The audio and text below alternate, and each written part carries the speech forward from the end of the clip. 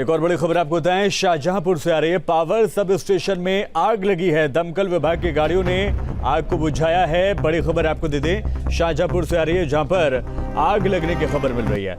Power sub station ये बताया जा रहा है और ये तस्वीरें आप देख सकते हैं कि आग को बुझाने की कोशिशें की जा रही हैं। दमकल विभाग की कई गाड़ियां यहां पर मौजूद हैं जो आग को कंट्रोल करने की कोशिशें करते हुए देखी जा सकती हैं। शाहजहांपुर की ये तस्वीरें हम आपको दिखा रहे हैं।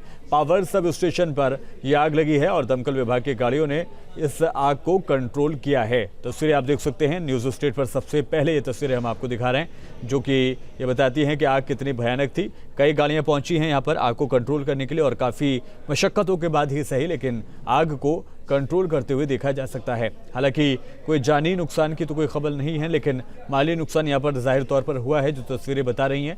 तो ये दमकल विभाग की गाड़ियाँ यहाँ पर आग को कंट्रोल करने की कोशिश कर रही हैं। पावर सब स्टेशन है ये जहां पर आग लगी है।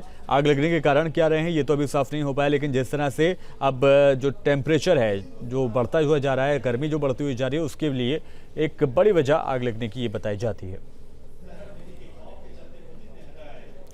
और चलिए बढ़ते आगे, एक और बड़ी खबर आपको बताएं। एसपी आरएलडी गठबंधन ने किया प्रत्याशियों का ऐलान। 3 चरणों के लिए एमएलसी प्रत्याशी घोषित किए गए हैं।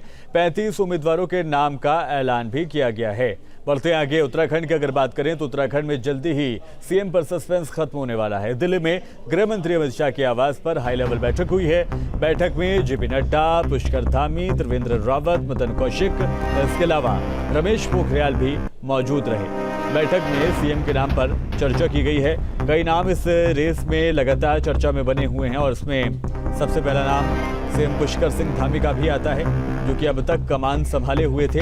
युवा चेहरे के तौर पर पार्टी ने उनको प्रेजेंट किया था। इसके अलावा आपको ये भी बताते चलें कि न सिर्फ पुष्कर सिंह धामी बल्कि त्रिवेंद्र रावत जो कि पूर्व सीएम हैं, उनको भी जगह दी जा सकती है, उनको भी जिम्मेदारी दी जा सकती है। मदन कौशिक का नाम भी लगातार चर्चा में यहाँ पर चल रहा है। रमेश पोखरियाल निशंक जो कि केंद्रीय नेतृत्व में अपनी जिम्मेदारी का निर्वहन कर रहे हैं और ऐसे में अब उनको भी बड़ी जिम्मेदारी यहाँ पर दी जा सकती है और ये भी काफ़ी हद तक मुमकिन है एक बार फिर से उनको सीएम के चेहरे के तौर पर पार्टी के द्वारा उनको चुन लिया जाए। पहले भी जिम्मेदारी यहाँ पर वो निभा चुके हैं, सीएम पद पर वो रह चुके हैं और एक बार फिर से रमेश पोखरियाल निशंक को भी जिम्मेदारी दी जा सकती है।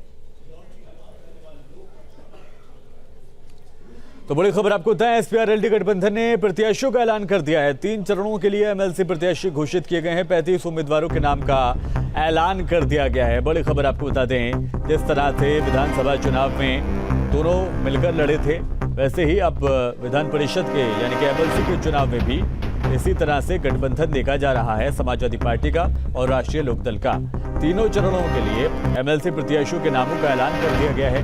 35 उम्मीदवार बताए जा रहे हैं जिनका नाम का ऐलान किया गया है। हालांकि अगर समाजवादी पार्टी की बात करें तो समाजवादी पार्टी ने ज़्यादातर यादवों के ऊपर अपना चांस खेला है, अपना भरोसा उन्होंने व्यक्त किया है।